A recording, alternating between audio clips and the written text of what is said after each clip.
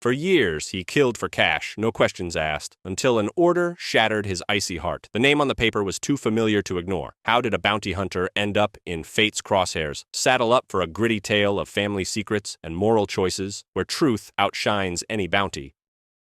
The sun scorched Clay Whitaker's back as he rode through a desert where even the cacti looked exhausted. His mare, Old Marge, snorted at the dust, while Clay squinted against the glare, wondering how many miles lay between him and the nearest saloon. In his pocket sat a crumpled paper from Tucson. A new job, nothing special. The name on it read, Jack Whitaker, 32 years old, wanted for cattle rustling and murder. The bounty was $1,000, dead or alive. Clay snorted, tipped his hat, and spat into the sand. Just another fool thinking he could outsmart the law. But something about this job nagged like a splinter under a nail. The name Whitaker wasn't exactly common, though it wasn't rare either. Clay didn't like digging into the past, his or anyone else's, but the name Jack stirred something in his memory. Maybe just a coincidence. He brushed the thought off like a pesky fly and tugged the reins. Marge picked up her pace, kicking up puffs of dust. Ahead lay the speck of a town called Las Cruces, a couple of streets, a saloon, and a handful of houses for folks with nowhere else to go. Clay rode into town by noon when shadows were short and the air shimmered with heat. He tied Marge outside the rusty nail saloon and stepped inside, letting the door slam behind him. The place reeked of whiskey, sweat, and cheap tobacco. The bartender, a scrawny kid with a mustache like dead cockroaches, was wiping down the counter. Clay tossed a coin onto the bar and ordered a whiskey. "Heard of Jack Whitaker?" he asked, watching the kid pour. The bartender shrugged, but his eyes twitched like he knew more than he let on. "Maybe I have." "What's it to you?" he said, drying his hands on his apron. Clay took a sip, feeling the whiskey burn his throat. He wasn't one for small talk, but the job demanded sniffing out leads. $1,000 for his head, he said, locking eyes with the bartender. "Know where he is? Speak. If not, don't waste my time." The kid smirked but leaned in closer. "Word is, Jack's holed up at Carter's old ranch 10 miles north. He's not alone, though. Got a couple of roughnecks with him, and they don't take kindly to visitors." Clay nodded, finished his drink, and tossed another coin. "For the tip," he muttered, heading back outside.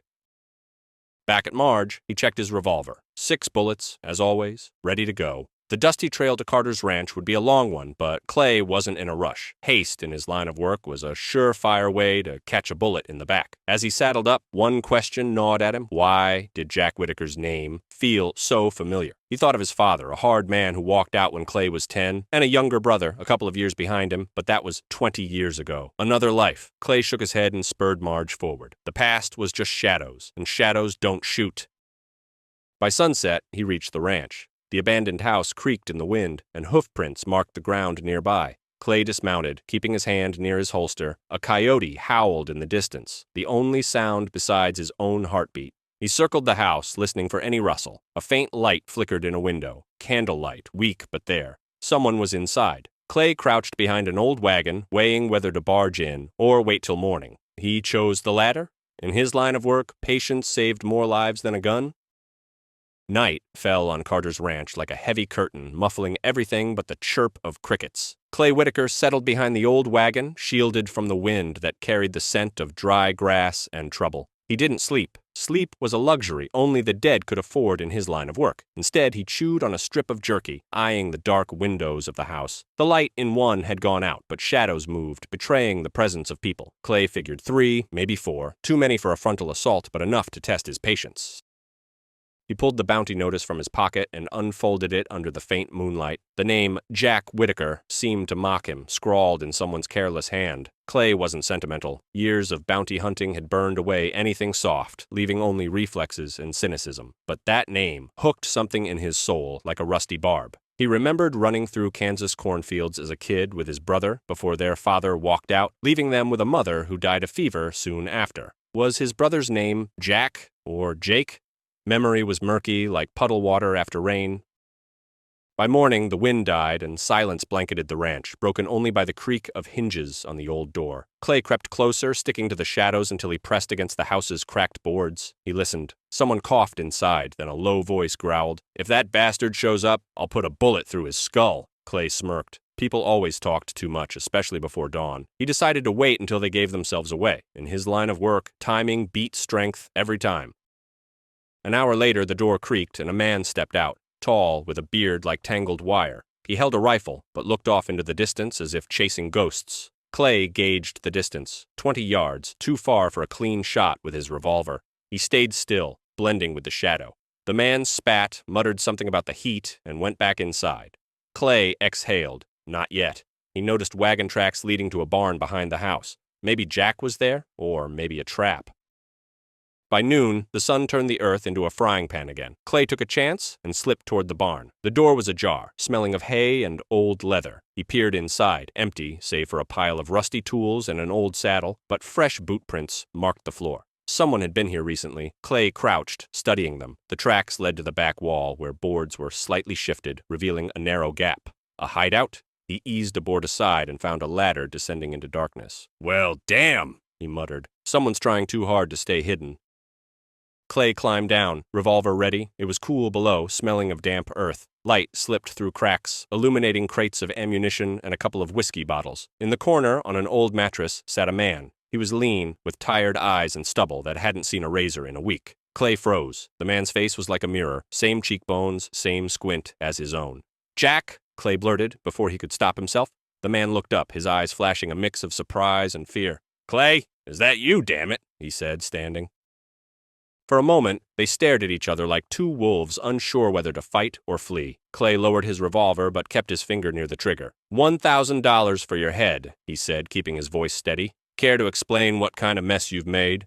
Jack chuckled, but there was no joy in it. "You were always straight to the point, brother. How about you lower that gun first? We've got some catching up to do." Clay didn't move. He hadn't seen Jack in 20 years, but instinct warned him, family or not, trust was a risk. The underground hideout reeked of damp earth and old sins, with light slipping through cracks, barely illuminating Jack's face. Clay Whitaker stood still, holding his revolver like it weighed more than his own conscience. Jack, leaning against the wall, eyed his brother with a tired smirk, as if life had wrung out everything but sarcasm. 20 years, Clay, and you greet me with a gun in hand," Jack said, scratching his stubble. "Nice way to say hello to family." Clay didn't answer, but his finger on the trigger twitched slightly. Family was a word he'd scratched out of his life long ago. Jack raised his hands slowly, showing he was unarmed, and nodded toward a crate of whiskey. "How about a drink? Talks go better when your throat's not dry." Clay snorted but didn't move. He didn't trust his brother or this hole they were in. "Talk, Jack. What did you do to get $1,000 on your head?" he asked, squinting. Jack sighed like he was about to tell a story he didn't enjoy. "Cattle rustling's half true. Murder. Well, let's say it's complicated. But you're not a judge, Clay. You're just a guy who shoots for cash." Clay felt Jack's words prick something inside like a sharp rock in his boot. He lowered the revolver but kept it out of the holster. "Then start with the truth," he said, leaning against a crate to keep an eye on both Jack and the ladder above. "And don't lie. I always knew when you were lying." Jack smirked, but a shadow crossed his eyes. "Remember the Taylor Ranch in Kansas? Worked there a couple of years back? The owner, Bill Taylor, wasn't the type to pay fair. I took some cattle to settle a debt, the murder, his son, but he asked for it, trust me." Clay listened, trying to piece together the puzzle. Jack had always been hot-headed, even as a kid when they fought over the last spoonful of beans. But murder? That was heavy, even for the Wild West. "You killed a guy 'cause you didn't like him?" Clay asked, keeping his voice steady. Jack shook his head. "He pulled a shotgun on me, Clay. I was just faster. But the Taylors are big shots. They bought the sheriff, and now I'm a wanted outlaw. And you're their top hunter, I guess." A noise came from above, creaking boards and heavy footsteps. Clay raised his revolver, motioning Jack to stay quiet. Someone was coming down the ladder. It was the bearded man with the rifle Clay had seen that morning. He stopped halfway, spotting them. "Jack, who the hell you talking to?" he barked, raising his weapon. Clay stepped forward, shielding his brother. "Easy, friend. Just old acquaintances catching up," he said, buying time. The bearded man squinted but didn't lower his rifle. "You ain't one of us. Name yourself or I'll put a hole in you." Clay raised one hand, showing an empty palm. "Clay Whitaker. And who are you to threaten me in this dump?" The man snorted, but his rifle dipped slightly. "Call me Roy. If you ain't with the Taylors, what the hell you doing here?" Clay glanced at Jack, who watched him with a faint glimmer of hope. "Looking for answers," Clay said, holding Roy's gaze. "And maybe some whiskey." Roy laughed, but it was more threat than amusement. "Answers cost a lot, Whitaker. Whiskey costs more." Clay knew the time for talking was running out. He had to decide, cover for Jack or turn him in to walk away clean. But something in his brother's voice, in those tired eyes, made Clay pause. Maybe truth was worth more than $1,000, or maybe he was just tired of lonely, dusty trails. The hideout under the barn felt tighter as Roy glared at Clay, gripping his rifle like it was his only friend. Clay kept his hand near his holster but didn't flinch. He knew one wrong look could turn a talk into a shootout. Jack, standing behind his brother, coughed to cut through the thick tension. "Roy, this is my brother," he said, stepping forward. "He's not with the Taylors. Give us a couple of minutes, all right?" Roy squinted, shifting his gaze between Clay and Jack as if deciding whether to trust them or just shoot and be done with it. Clay felt sweat trickle down his back, but his face stayed stone cold. "If I was with the Taylors, you'd already be worm food," he said to Roy, flashing a slight grin to soften the words. "I'm here for truth, not blood." Roy snorted, lowering his rifle, but not all the way. "Truth, huh? Out here, truth's cheaper than a bullet." He spat on the dirt floor and nodded at Jack. 5 minutes. Then you both explain what the hell's going on." Roy turned and climbed back up the ladder, leaving the brothers in the dim light. Clay faced Jack, whose face looked even more worn now. "Your pal Roy doesn't exactly inspire confidence," Clay said, holstering his revolver but keeping his hand close. "Neither do you. Spill everything or I'll start digging myself, and I dig deep." Jack sat on a crate, rubbing his temples like he was trying to squeeze out bad thoughts. "The Taylors aren't just ranchers, Clay. They've got half of Kansas in their pocket. I took their cattle, sure, but only because they stiffed me and the other hands for 3 months. And Bill's son, Tom, decided to play sheriff. I didn't want to kill him, but he left me no choice." Clay listened, leaning against the wall, trying to sort truth from excuses. He knew how the Wild West worked. The rich always bent the rules to fit their needs. But Jack was no saint. Clay remembered him stealing apples from the neighbor's farm as a kid, lying with a straight face. "Let's say I buy that," Clay said, crossing his arms. "Why are you hiding here with guys like Roy? You running or planning something?" Jack met his eyes, a mix of shame and defiance in his gaze. "I'm not running, Clay. I'm trying to fix things. There's folks who want to take the Taylors down. I'm with them." Clay raised an eyebrow. "You? A revolutionary? Don't make me laugh, Jack. You've always looked out for yourself, not some cause." Jack slammed his fist on the crate, making a whiskey bottle clink. "Maybe I'm tired of being a pawn," he snapped, then lowered his voice. "The Taylors crush anyone in their way. I'm no hero, but I want them stopped. You could help, Clay. You know how to hit them where it hurts." Clay shook his head, irritation bubbling up. "I don't sign up for ideals, Jack. I got a bounty on you, not the Taylors." A noise came from above. Voices, footsteps, the creak of a wagon. Clay tensed, reaching for his revolver again. Jack jumped up, listening. "That's not Roy," he whispered. "Sounds like someone else rolled in." Clay peered through a crack in the ceiling and saw a wagon pull up to the ranch with 2 men in black hats. One held a shotgun, the other waved his arms, shouting. "Taylors?" Clay asked, turning to Jack. He shook his head. "Worse, they're hired guns. If they find us, talking's over." Clay cursed under his breath. He'd come for one target, and now he was trapped with a brother he didn't trust and a bunch of armed thugs topside. He looked at Jack, who was digging through a crate, pulling out an old Colt. "If you want to live, Clay, it's time to pick a side," Jack said, checking the rounds. Clay clenched his jaw. Family, duty, or $1,000? Something told him this choice would cost more than he was ready to pay. The hideout under the barn felt like a trap, and Clay Whitaker sensed it in every fiber of his being. The footsteps of the hired guns above pounded like a hammer on an anvil, each creak of the floorboards a reminder that time was melting faster than wax on a candle. Jack, clutching his old Colt, looked less like an outlaw and more like a cornered animal ready to fight to the end. Clay glanced at his brother, trying to gauge how much truth lay in his talk of the Taylors and how much was desperate lies. "If those guys find us, Jack, your plan to fix things ends in a grave," Clay said, checking the rounds in his revolver. Jack nodded, but his eyes darted like he was searching for an exit that didn't exist. "Then help me, Clay. We can outsmart them. You're not just a shooter. You were always smarter than me." Clay snorted, but his brother's flattery hit something deep inside. He hated admitting Jack could still get under his skin after 20 years apart. "Enough talk," Clay snapped. "If you want to live, do what I say." He pointed to the crates of ammunition. "Grab anything that shoots and stay behind me. I'll handle these visitors." A voice from above, rough as sandpaper, cut through. "Roy, get out here or we'll come find you." Clay and Jack froze, listening. Roy mumbled something incoherent, followed by the thud of a punch. Someone hit the ground. Clay cursed under his breath. Roy wasn't exactly a master negotiator. He nodded to Jack and they crept toward the ladder. Clay peered through a crack. 2 hired guns stood by the wagon, one with a shotgun, the other with a revolver. Roy was on the ground, clutching his jaw, while a third man, stocky, with a scar across his brow, searched the barn. Clay weighed their odds. 3 against 2, out in the open, not great, but sitting in the hideout like rats was worse. He turned to Jack and whispered, "When I move, shoot the guy with the shotgun. And don't miss, little brother." Jack nodded, but doubt flickered in his eyes. Clay didn't wait for him to waver. He slipped out of the hideout, staying low, and took cover behind a pile of old logs. The hired guns hadn't spotted him, too busy with Roy, who was struggling to stand, muttering curses.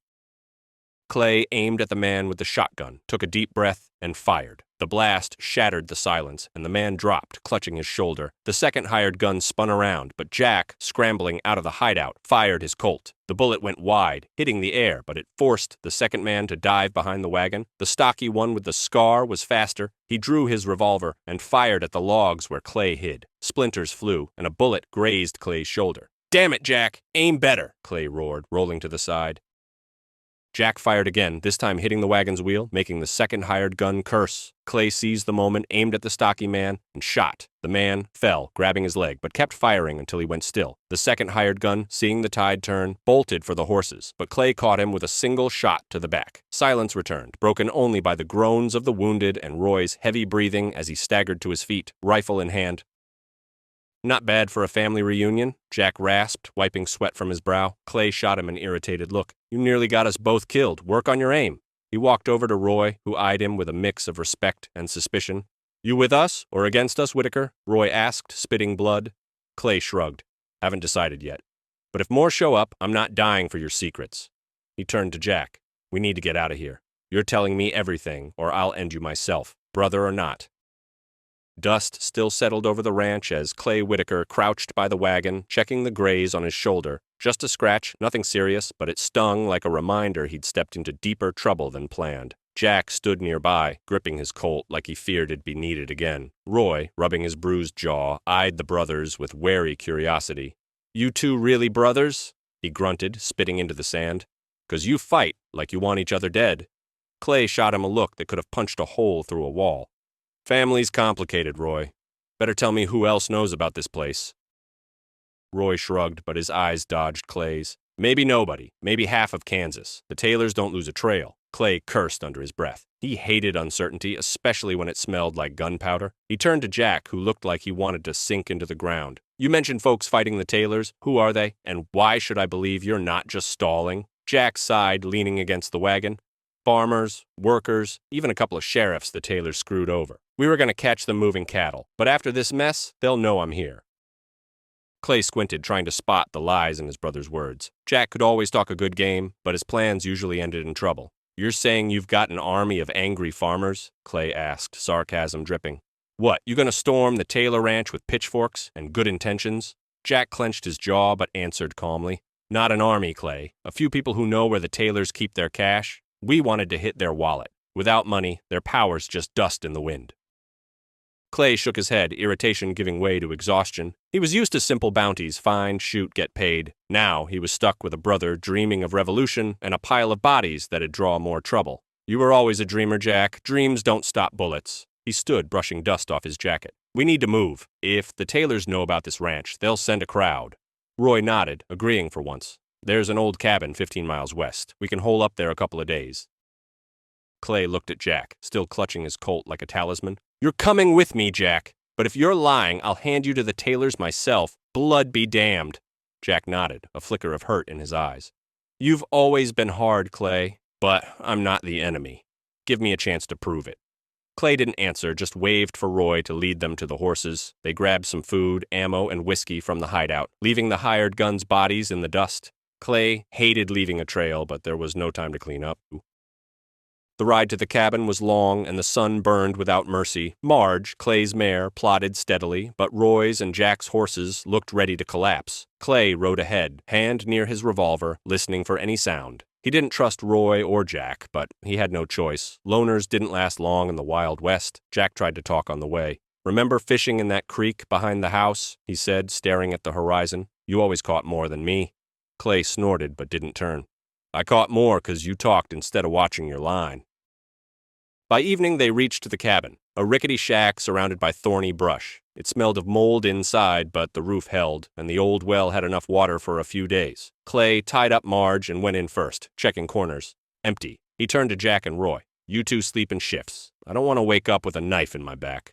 Roy rolled his eyes, but nodded. Jack just stared at Clay like he was looking at a man who'd forgotten what family meant. Clay turned away. Family was a luxury he couldn't afford. The cabin creaked under gusts of wind, as if complaining about its abandoned fate. Clay Whitaker sat by the window, staring at the desert where moonlight painted the sand silver. His revolver rested on his lap, his thoughts circling Jack, who slept on an old mattress in the corner. Roy was on watch outside, muttering about coyotes, but Clay didn't trust him farther than he could spit. He still hadn't decided what to do with his brother, turn him in for $1,000 or buy into his tale of fighting the Taylors. Both options smelled like trouble, but the loneliness of dusty trails suddenly felt heavier than Clay was used to. Jack stirred in his sleep, mumbling something incoherent. Clay glanced at him, and for a moment childhood flashed before his eyes. Him and Jack stealing pies from the neighbor's windowsill, laughing as she chased them with a broom. Back then, life was simpler. No bounties, no bullets, just two boys against the world. Clay shook his head, chasing off the memory. Sentimentality was a weakness, and weakness in the Wild West meant death. He stood to check his rounds when a rustle came from outside. Not wind, but something heavier, like footsteps on dry grass. Clay raised his revolver and slipped silently to the door. Roy stood by the well, his rifle lowered, staring into the dark. "Who's out there?" Clay whispered, stepping closer. Roy nodded toward the horizon. "Someone's riding in." "One rider, but they're not in a hurry." Clay squinted, spotting a dark silhouette against the moon. The rider moved slowly, like they knew they were expected. "Wake Jack," Clay said, "and keep that rifle ready. If this is another Taylor surprise, I don't want it catching us off guard." Jack, roused by Roy, looked like he hadn't slept at all. "What's the noise?" he asked, grabbing his Colt. Clay motioned him to hush and pointed to the window. The rider came closer, revealing a woman in a man's hat, a rifle slung over her shoulder. She dismounted near the cabin and shouted, "Jack Whitaker, I know you're in there. Come out or I start shooting." Her voice was firm, but carried a weariness, like someone who'd ridden too long on bad roads. Clay glanced at Jack, whose face paled. "Who's she?" he asked, keeping his revolver ready. Jack swallowed. "That's Lila Carter. Let's say I owe her." Clay rolled his eyes. "Owe her? Money, a life, or something worse?" Jack winced, but answered, "We worked together against the Taylors. She wants the same thing I do, but she thinks I sold her out." Clay cursed. "You sure know how to make enemies, little brother." He turned to the door. "Stay here. I'll talk to her." Clay stepped outside, hands visible, but revolver close. Lila stood by her horse, tall, with dark hair spilling from under her hat. Her eyes gleamed like a hawk's tracking prey. "You're not Jack," she said, gripping her rifle. Clay nodded.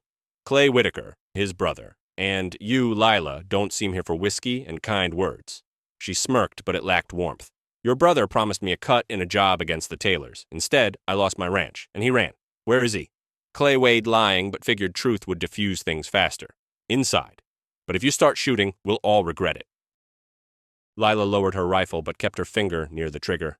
"I don't need him dead. I need answers. The Taylors burned my ranch because Jack talked. I want to know who else is in the game." Clay felt a spark of respect.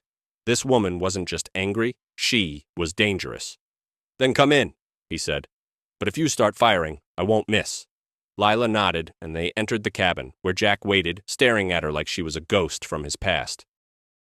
The air inside the cabin grew thick like before a storm as Lila Carter stepped in, carrying the scent of dust and determination. Her rifle hung over her shoulder, but her hand stayed on the stock, ready for any move. Clay Whitaker leaned against the wall, keeping Jack and Roy in his sights, while Lila drilled his brother with a glare that could burn through iron. Jack, sitting on a crate, looked like he'd rather face a dozen hired guns than explain himself to her. "You promised, Jack," Lila started, her voice cold but trembling with restrained fury. "Promised we'd take down the Taylors. Now, my ranch is ashes, and you're hiding like a rat." Clay saw Jack shrink under her words but stayed silent. He wanted to hear his brother's defense. Jack cleared his throat, trying to pull himself together. Lila, I didn't talk. Someone else sold us out to the Taylors. I'd never, you know I was with you till the end. Lila stepped closer and Clay tensed, ready to grab his revolver. Till the end, she cut in. You vanished when their thugs torched my home. I lost everything, Jack. Everything. Her voice cracked, but she quickly straightened, hard as steel. Roy, still rubbing his bruised jaw, decided to pipe up. Can we quit bickering? If the Taylors know about the ranch, they'll be here soon. We need to think, not wave old grudges around. Clay nodded, agreeing, but his eyes stayed on Lila. She wasn't just an angry woman. She had a strength that could either help or ruin everything. Lila, Clay said, keeping his tone even, if you want the Taylors, fighting Jack won't help. Tell me what you know. Who else is in this, and why'd they burn your ranch? Lila studied Clay, weighing whether to trust him. Then she nodded, setting her rifle on the floor but keeping it close. The Taylors aren't just rich ranchers, she began, sitting on an old chair. They buy up land, drive out farmers, bribe sheriffs. Me, Jack, and a few others plan to hit their cash caravan, a big haul they're moving through the desert to Tucson's bank. But someone betrayed us. I thought it was Jack because he ran when the trouble started. Jack jumped up, but Clay stopped him with a look. Sit, he growled. Let her talk. Lila went on, her voice quieter but firmer. After the fire, I learned the Taylors hired a new man. Not just a hired gun, but someone who knows us all. He tracked our hideout, and I barely got out alive. If Jack's not guilty, then someone in our group is still working for them. Clay felt a chill crawl up his spine.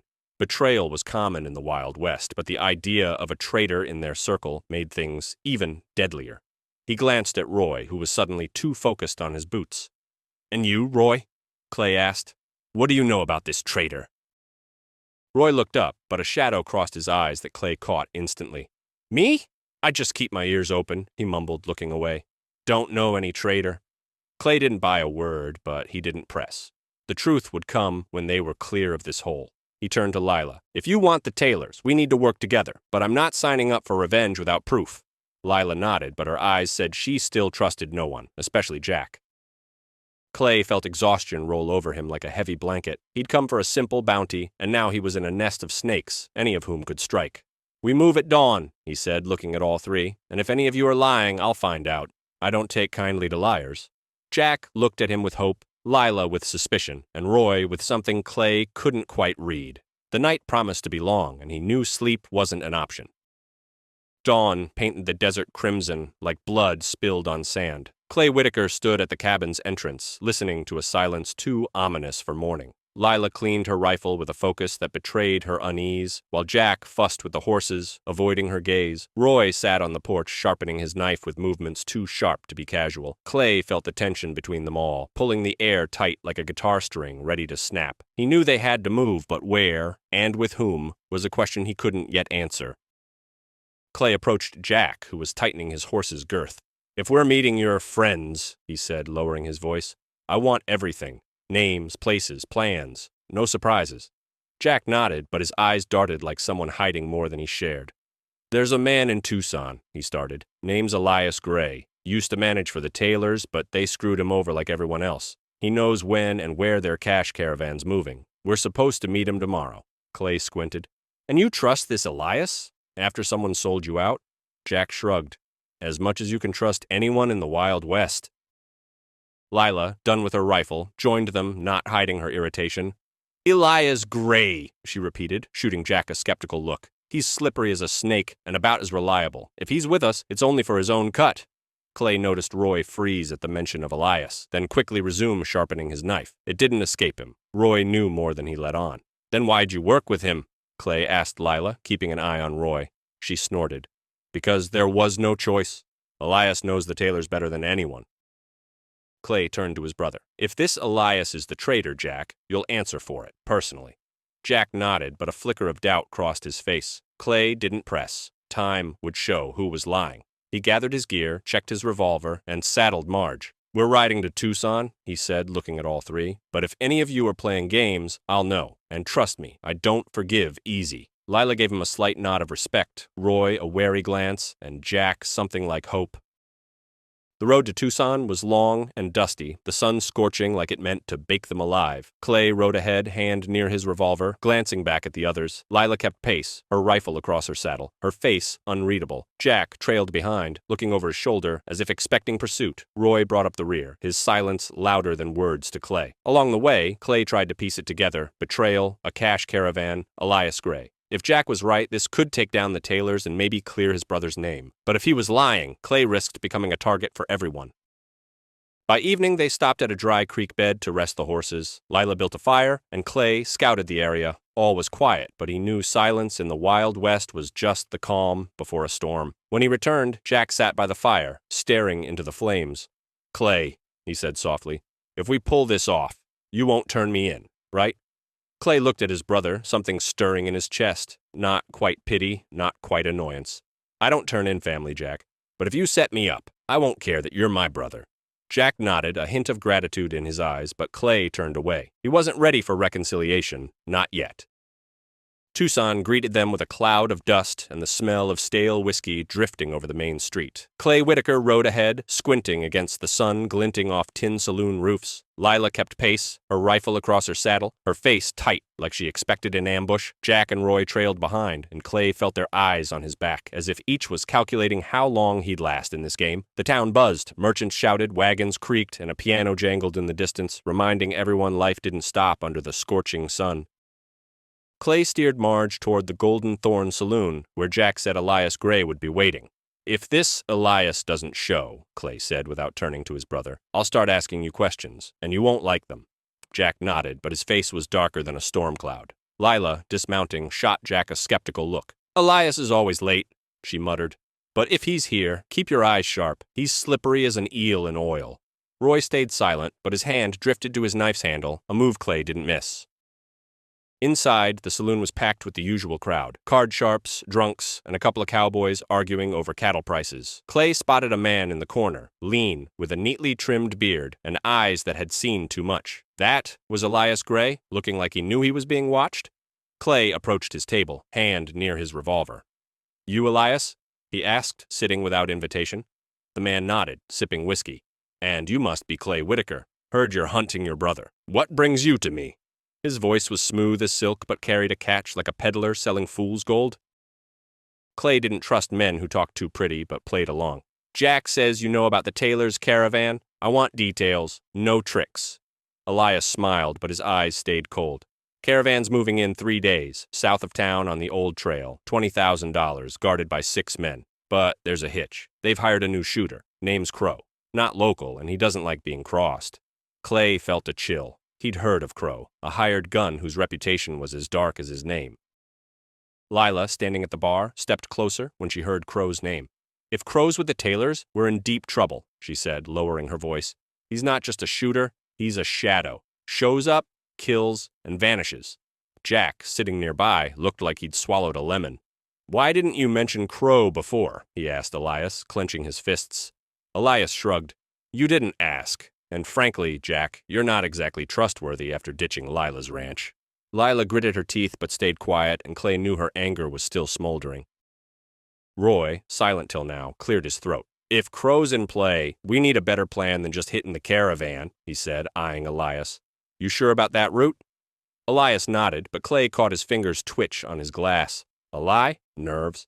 He wasn't sure, but something told him Elias was playing more than just the Taylors. Clay stood, leaning on the table. "We're going for the caravan," he said, looking at everyone. "But if any of you know more than you're saying, I'll shake out the truth. And trust me, I'm good at it."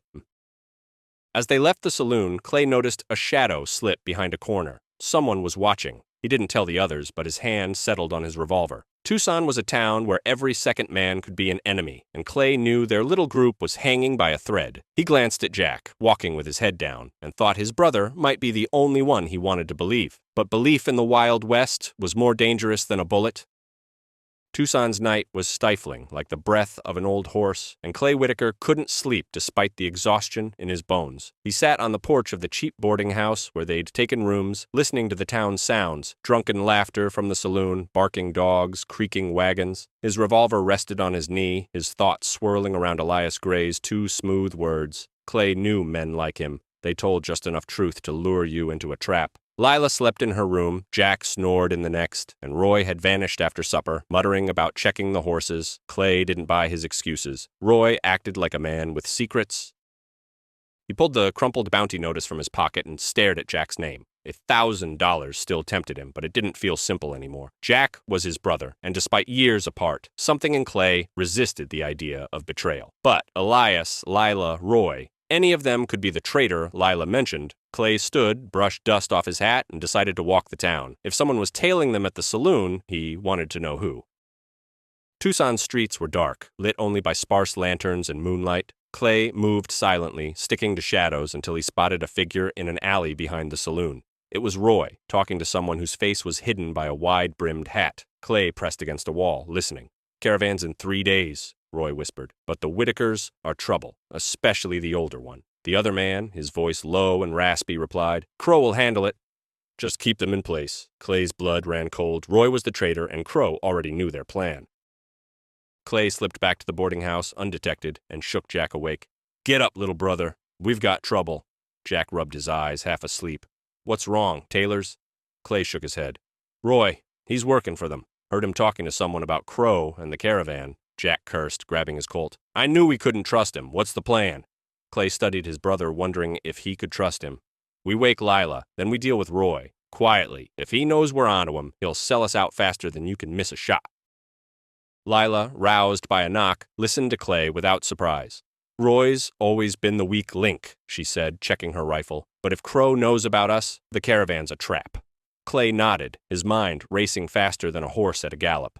"We're not scrapping the caravan," he said, "but we'll play it different. Roy thinks we're following his plan. Let him keep thinking that." Lila looked at him with interest. "You're craftier than you look, Whitaker. What's the move?" Clay grinned.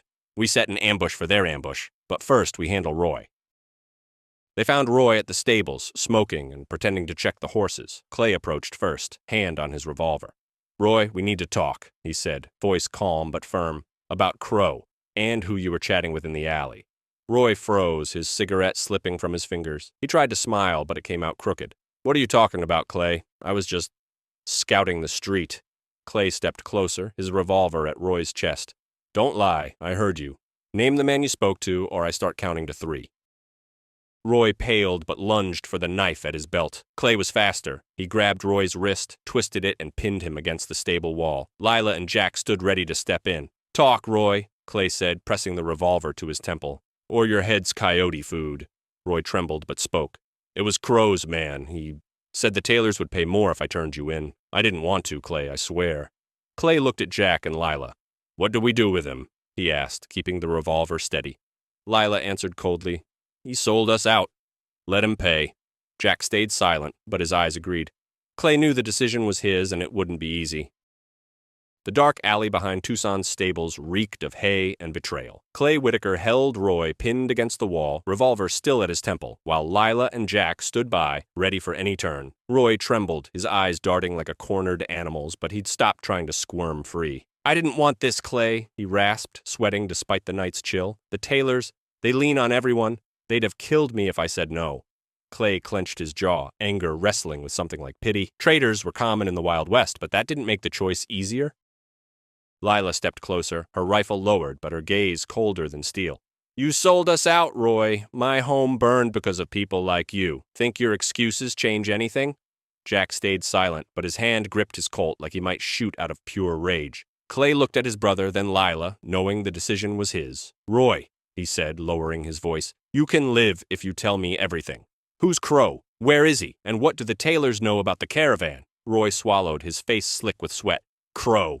He's in Tucson, hiding in the old warehouse by the river. The Taylors know you're after the caravan. They want to trap you." Clay lowered his revolver but kept it close. "You're coming with us, Roy.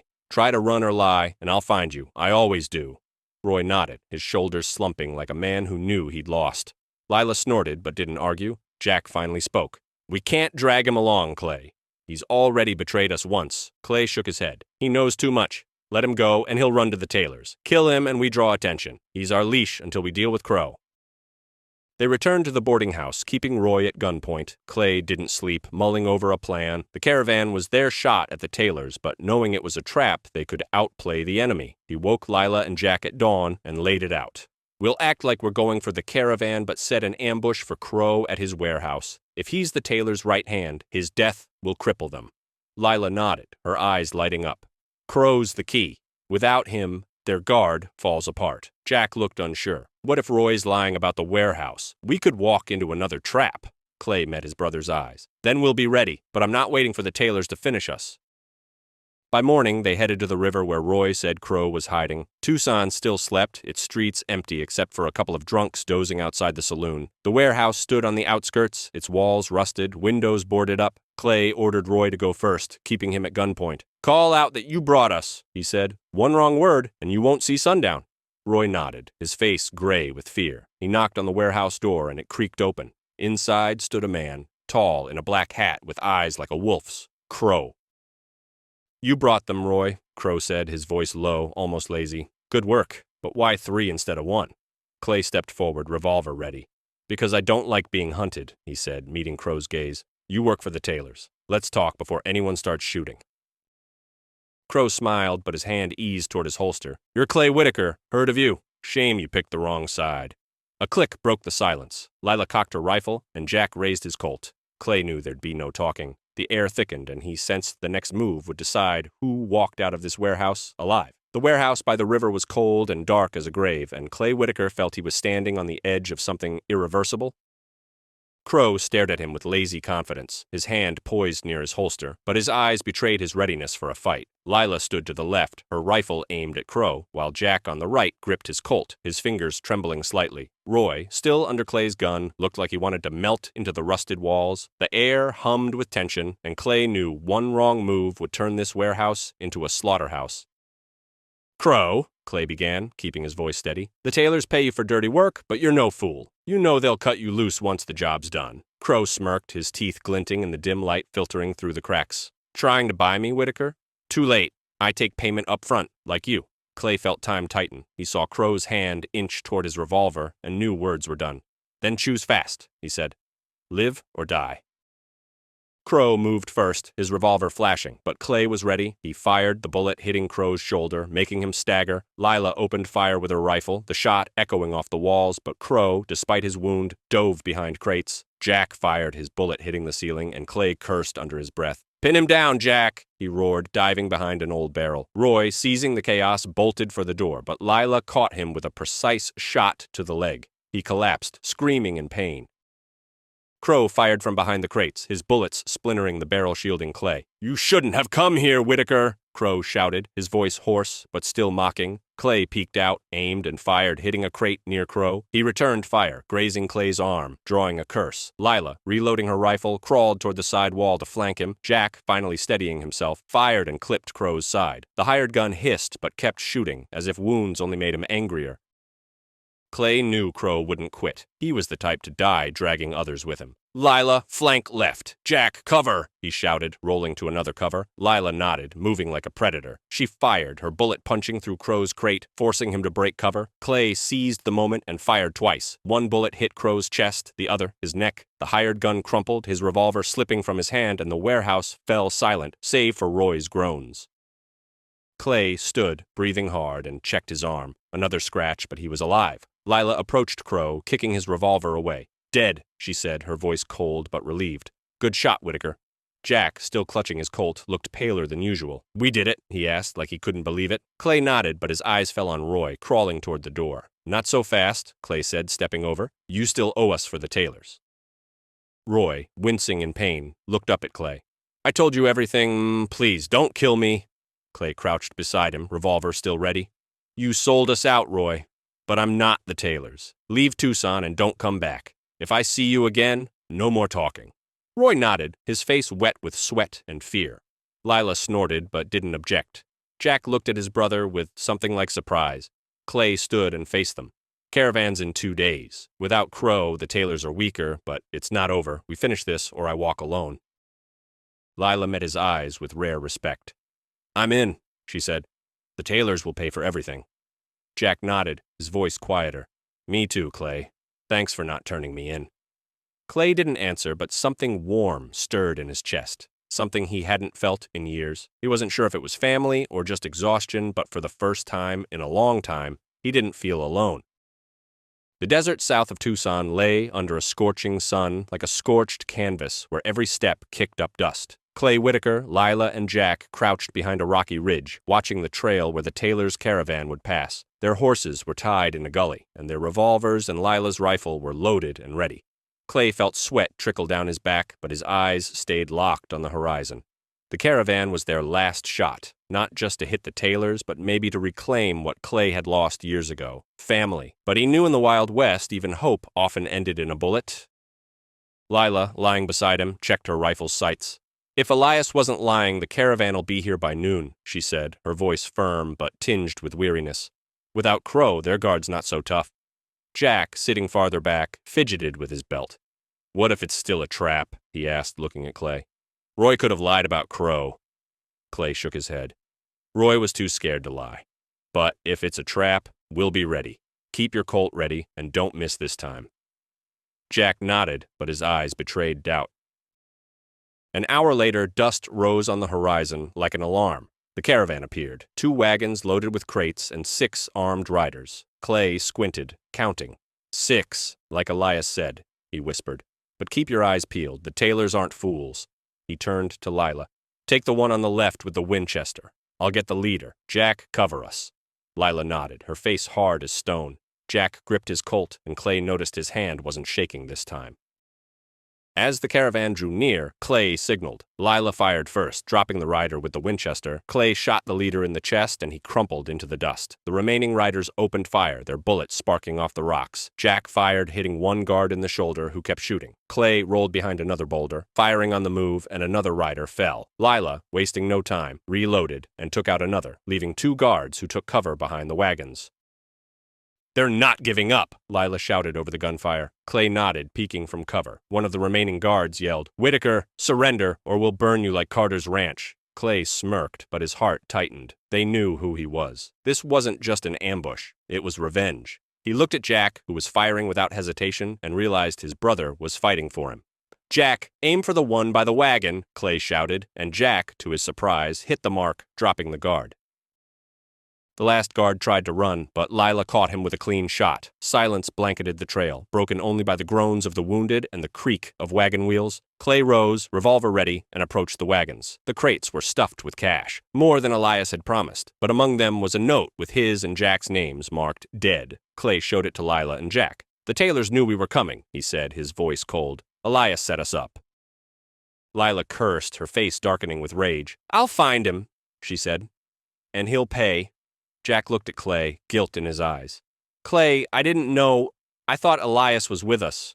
Clay nodded, his thoughts elsewhere. He looked at his brother, the money, then the desert. The $1,000 for Jack's head still sat in his pocket, but it felt as empty as the trail. "We take the money," he said. "Split it with the farmers the Taylors ruined, but this is the end, Jack. You're out of this game. So am I."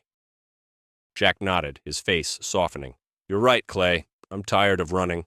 Lila looked at them, her anger easing, but her resolve firm. "I'll finish the Taylors," she said. "Not for revenge, for those who lost everything." Clay offered his hand, and she shook it, firm, like an equal. They loaded the cash onto the horses and rode off, leaving the wagons and bodies in the dust. Clay glanced at Jack, and for the first time in 20 years, felt his brother wasn't just a shadow from the past, but someone worth living for.